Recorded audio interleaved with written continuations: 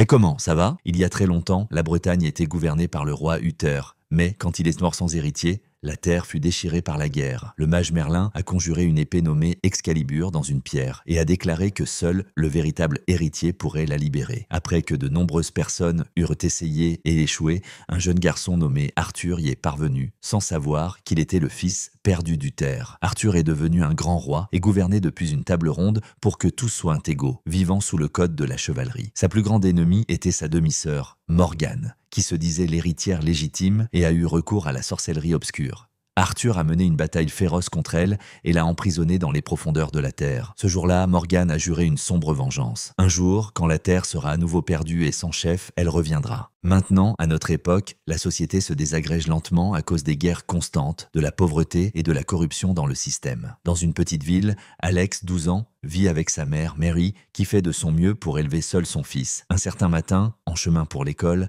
Alex reçoit un message de son meilleur ami lui demandant de l'aide. Il court vers le terrain de jeu et trouve Lance et Kay en train d'ennuyer son ami Betters pour son argent. Alors, il prend immédiatement sa défense. Lance le pousse au sol et lui rappelle qu'il est le roi. Par ici avant de partir. Mais Alex part à sa poursuite et commence à l'agresser. Quelques instants plus tard, Alex est réprimandé par la directrice qui demande des détails sur l'incident, mais il ne dit rien. Après les cours, Betters est très reconnaissant envers Alex de l'avoir sauvé et tente de lui jurer allégeance en essayant de lui remonter le moral avec un tour de magie qui est censé dupliquer une pièce de monnaie. Cependant, il positionne les pièces de manière incorrecte et échoue. Quand Alex rentre à la maison, Mary essaye de comprendre ce qui se passe avec son fils, mais Alex se met en colère parce qu'elle ne comprend pas que s'il dit la vérité à quelqu'un, cela ne fera qu'empirer les choses. Le jour suivant, pendant sa retenue, Lance menace Alex en écrivant un message sur ses mains pour que les professeurs ne s'en rendent pas compte. Après les cours, Alex tente de s'enfuir, mais Lance et Kay le poursuivent et le coincent sur un chantier de construction, ce qui fait qu'Alex tombe accidentellement d'un rebord et perd connaissance en heurtant le sol.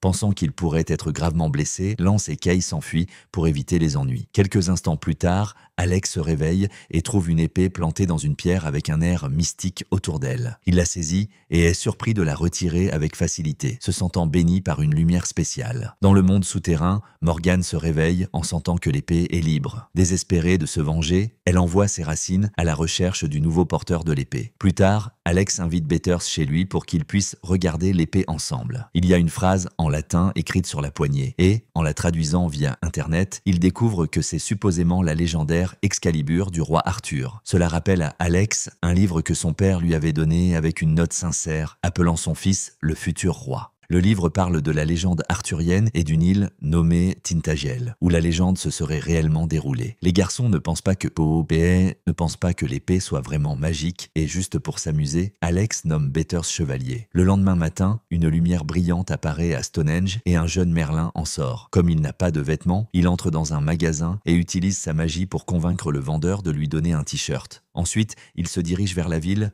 mais quand la police le voit, il l'arrête pour tenue indécente en public. Une fois de plus, Merlin utilise sa magie et force les policiers à l'emmener en ville. Quand ils arrivent à destination, Merlin efface la mémoire des policiers et se transforme en hibou pour s'envoler. Quelques instants plus tard, Merlin apparaît à l'école d'Alex, se faisant passer pour un nouvel élève nommé Merton. Mais il ne connaît pas le langage moderne et tout le monde le trouve ridicule. Il n'arrête pas de regarder Alex pendant les cours et Betters pense qu'il devrait se lier d'amitié avec lui, mais Alex ne veut pas, car ils recevront encore plus d'attention négative. Quand un professeur leur parle d'une éclipse qui aura lieu dans 4 jours, Merlin panique, car il pensait avoir 4 ans, et sort furieux de la salle de classe. Pendant le déjeuner, Merlin fait irruption dans la cantine et fait une scène, disant à Alex qu'il a été choisi par Excalibur pour détruire Morgane quand elle ressurgira pendant l'éclipse. Alex pense qu'il est juste un excentrique, et quand Merlin demande à tous les élèves d'aider le nouveau roi, les enfants répondent en lui jetant de la nourriture. Merlin n'a d'autre choix que de s'échapper en se transformant en hibou, ce que seuls quelques élèves remarquent. Au milieu de la nuit, l'épée commence à briller dans le placard. Un bruit étrange réveille Alex et quand il regarde par la fenêtre, il voit l'un des démons de Morgane sortir du sol. Le monstre envahit la maison et Alex, effrayé, va demander de l'aide à sa mère, mais il est choqué de découvrir que Mary n'est pas là. Il décide de prendre l'épée pour se défendre, mais le démon le désarme rapidement. Alors, Alex doit esquiver une série de coups effrayants. Soudain, le démon implose de nulle part et Alex découvre que Merlin est au sol, faible pour avoir utilisé sa magie pour tuer la créature. Apparemment,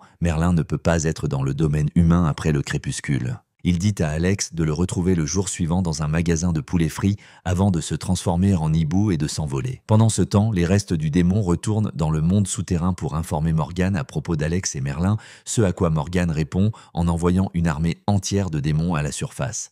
Le lendemain matin, Mary est choquée de trouver Alex dormant avec une épée dans les mains. Alex essaie de lui raconter l'histoire, mais évidemment, elle ne le croit pas. Et quand Alex prend le livre, il exige de savoir pourquoi son père est parti, si ce n'était pas à cause d'une force du mal. Mary admet que son père luttait contre certains démons, mais que cela ne signifie pas qu'Alex doit se promener en brandissant une épée. Quand elle essaie de la lui prendre, Alex la pointe sur elle pour la maintenir à distance avant de s'enfuir. Après les cours, Alex et Betters vont au magasin de poulet et sont surpris de découvrir que Merlin y travaille. Tout en emmenant les garçons à l'appartement au-dessus du magasin, Merlin explique qu'il a besoin de consommer une potion faite de sang de scarabée, d'urine de castor et d'os broyés pour retrouver ses forces. Et le poulet frit de ce magasin contient les 3 ingrédients. Il explique aussi qu'il a l'air jeune parce qu'il vieillit à l'envers et que la nuit précédente, Alex n'a pas vu sa mère parce que durant la pénombre, entre la lumière et l'obscurité, les démons apparaissent et le temps se fige, ce qui signifie que les seuls qui peuvent en être restés sont le porteur de l'épée et ceux qu'il a nommés chevaliers.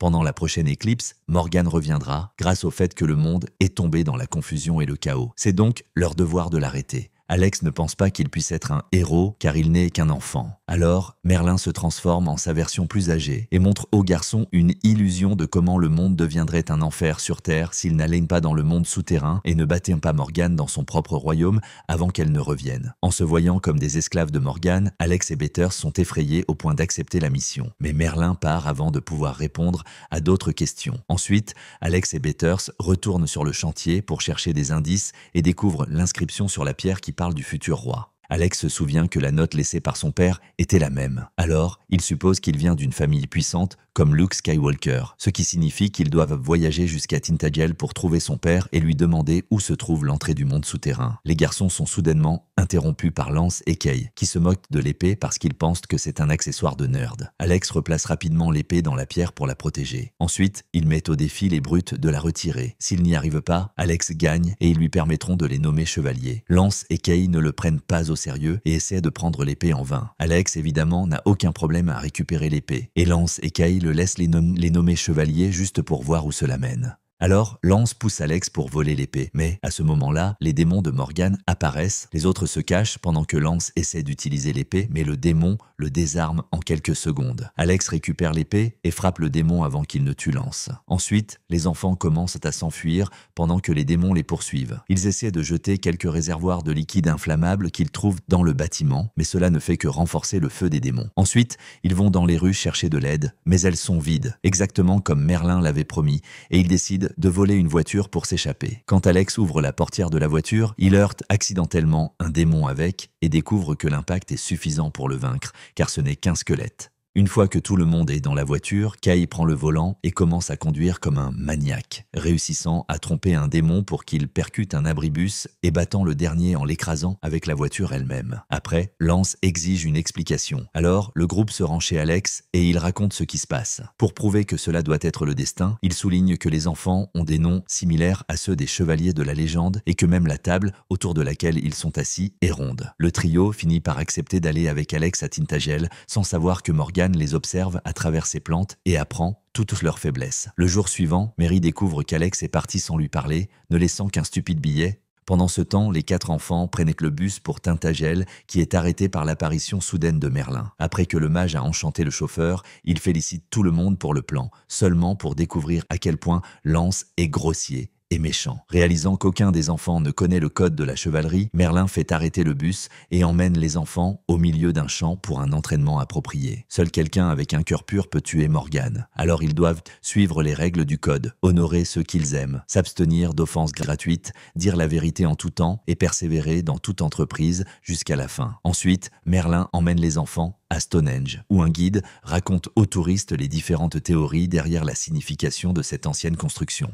Merlin l'interrompt en disant que Stonehenge est un portail de transport qu'il a lui-même construit. Ensuite, il ouvre un portail qui mène le groupe à Bodmin Moor, qui se trouve à seulement 32 km de Tintagel, et ils vont marcher dans le cadre de l'entraînement. Quand ils s'arrêtent enfin pour se reposer, Merlin prend Excalibur, utilise un sort pour en faire 3 copies et armer tout le monde. Ensuite, il enchante quelques arbres pour qu'ils soient les mannequins d'entraînement des garçons, avant de partir chercher de la nourriture. Les enfants ne sont pas très bons au début, mais les arbres sont des adversaires doux et utilisent leurs branches pour guider les enfants pendant l'entraînement afin qu'ils puissent apprendre correctement. Morgan voit cette opportunité et envoie sa magie à travers les racines dans le sol pour manipuler les arbres afin qu'ils deviennent plus violents. Alex et Betters sont soudainement capturés par les branches, et quand Lance s'en aperçoit, Morgan lui murmure des mots à l'esprit pour le convaincre de prendre Excalibur. Lance fait exactement cela et défie les arbres de s'en prendre à lui, seulement pour que lui et Kay soient également capturés par les branches. Alex crie le nom de Merlin et le mage revient immédiatement pour se débarrasser de tous les arbres avec de la magie, ce qui le laisse très faible. Promettant de revenir à l'aube, il se transforme en hibou et part pour reprendre des forces en privé. Alex réprimande Lance pour ce qu'il a fait. Cependant, Lance n'a pas honte, car il pense qu'il mérite davantage l'épée. Alors, lui et Kay partent de leur côté. Fatigué de se sentir inutile, Betters part à leur poursuite, mais Lance le pousse simplement dans un marais. Alex s'approche et traite Lance de lâche, qui fait semblant d'être fort parce qu'il a peur de n'être rien dans la vie, ce qui pousse Lance à l'attaquer. Après avoir échangé quelques coups, les garçons tombent dans le marais et découvrent Excalibur brisé. Alors, Lance s'en va, se sentant honteux. Kay part avec lui, soulignant qu'ils ne sont que des enfants qui ne peuvent pas sauver le monde. Refusant d'abandonner, Alex se souvient du mythe de la dame du lac du livre et tente de l'invoquer. Après quelques secondes sans rien, la main de la dame sort soudainement de l'eau tenant une Excalibur réparée. Alex la prend et alors, le groupe jure de rester unis et d'être loyaux les uns envers les autres. Après de nombreuses heures de marche, le groupe rencontre des chevaliers qui acceptent de les aider à atteindre la ville. Quand la nuit tombe, les chevaliers disparaissent, mais au moins, les enfants restent avec les chevaux. Soudain, Excalibur commence à briller et les démons apparaissent pour les poursuivre. Ainsi, les enfants entrent dans la forêt pour les retarder. Quand Betters est capturé par l'un des démons, Alex le sauve rapidement d'un coup d'Excalibur. Ensuite, il laisse l'épée en évidence pour distraire les chevaliers avec son éclat. Puis, ils atteignent une falaise et les enfants se cachent sur le bord pour tromper les démons et les faire sauter dans l'eau. Quelques instants plus tard, ils arrivent enfin à Tintagel et Alex se rend seul à la maison de son père pour le confronter. Là, il rencontre sa tante, qui apporte de mauvaises nouvelles à Alex. Son père est parti il y a longtemps. Quand Marie a dit qu'il luttait contre des démons, elle faisait référence à son alcoolisme. Il n'a jamais été un homme responsable et ne s'est jamais soucié de sa famille. En fait, la note dans le livre arthurien a été écrite par Mary, qui a menti à son fils pour qu'il ne soit pas triste de ne pas avoir un bon père. Dévasté par cette information, Alex retourne auprès du groupe sans plus aucun espoir en lui-même. Il jette le livre à la mer et affirme détester sa mère pour ses mensonges. Betters vient immédiatement pour lui remonter le moral, en lui montrant qu'il a appris à dupliquer des pièces après avoir vu Merlin utiliser sa magie, parce qu'il a passé toute la nuit à s'entraîner. Cela prouve que son héritage n'a pas d'importance. Ce qui compte, c'est l'effort que l'on y met. Lance et Kay montrent également leur soutien. Merlin revient soudainement avec le livre à la main, expliquant que les mythes n'ont pas toujours raison. Excalibur ne se soucie pas de ton sang, seulement de ton cœur. Alors, Merlin part comme un hibou et le vent soudain ouvre le livre sur une image du château de Morgane qui existe encore. C'est là que doit se trouver l'entrée du monde souterrain. Ensuite, le groupe se rend aux machines à sous où Betters utilise son nouveau tour pour multiplier un tas de pièces que les enfants utilisent pour acheter des armures. Après, ils chevauchent à travers Stonehenge pour arriver au château de Morgane, où Excalibur révèle un ensemble caché d'escaliers et un tunnel couvert de racines. Le groupe descend par le tunnel tout en luttant contre les racines avec leurs épées, mais les plantes sont trop nombreuses et capturent les chevaliers. Alex doit continuer seul. Au bout du tunnel, il manque de tomber dans une fosse de lave et voit ses chevaliers prisonniers des racines. À ce moment, Morgane apparaît et se transforme en une bête ailée qui crache du feu. Après avoir esquivé quelques flammes, Alex fait semblant de tendre l'épée à Morgane, mais quand elle s'approche, il la poignarde, en plein dans la poitrine, la terrassant. Avec Morgane apparemment vaincue, la grotte commence à s'effondrer. Alors, les enfants s'enfuient immédiatement, pensant qu'ils ont déjà gagné. Alex cherche le point d'eau le plus proche et invoque la dame du lac pour lui remettre l'épée. Avant de retourner dans leur ville natale en bus, Alex entre furtivement dans sa chambre par la fenêtre, refusant de voir sa mère. Cependant, le jour suivant, Alex se réveille et trouve sa maison couverte des plans de Morgane, ce qui signifie qu'elle est toujours en vie. Merlin vient voir Alex pour passer en revue les détails de ce qui n'a pas fonctionné. Et Alex réalise qu'il n'a pas complètement respecté le code de la chevalerie parce qu'il n'a pas honoré ceux qu'il aime. Alex va voir Mary et s'excuse de ne pas avoir été plus compréhensif envers ses efforts. Maintenant, il sait qu'elle ne faisait que le protéger. Après qu'ils se sont réconciliés, Alex partage son histoire et, pour la prouver, remplit la baignoire d'eau pour invoquer la dame du lac, qui lui rend l'épée. Mary permet à Alex d'utiliser la maison pour réunir son équipe et élaborer un plan, décidant qu'ils ont besoin d'une armée et d'un fort. Ensuite, le groupe se rend à l'école en portant leurs armures, et Merlin utilise sa magie sur la directrice pour qu'elle rassemble tous les élèves à l'extérieur. Le groupe essaie de convaincre tout le monde qu'ils ont besoin d'eux pour combattre Morgane. Et Merlin se transforme en oiseau pour prouver l'histoire. Tout le monde est impressionné, mais ils ne veulent toujours pas se battre. Alors, la directrice annonce que les personnes qui se joindront au combat n'auront pas besoin d'aller en cours et les enfants saisissent immédiatement l'opportunité. Bathurst utilise son tour de magie pour multiplier les armures et les épées et Alex nomme tout le monde chevalier. Lance et Kay leur font suivre une rapide leçon d'entraînement. Quand les professeurs arrivent pour commencer leur cours, Merlin les enchante simplement aussi. Ils utilisent également tous les outils qu'ils trouvent à l'école pour la fortifier, la transformant en un véritable fort. Des heures plus tard, le ciel s'assombrit enfin avec l'éclipse et les démons attaquent l'école. En utilisant les voitures des professeurs, les élèves écrasent la première vague d'ennemis, mais entrent aussi en collision les uns avec les autres. La vague suivante de démons entre dans l'école, où Bathurst guide un groupe pour faire trébucher les démons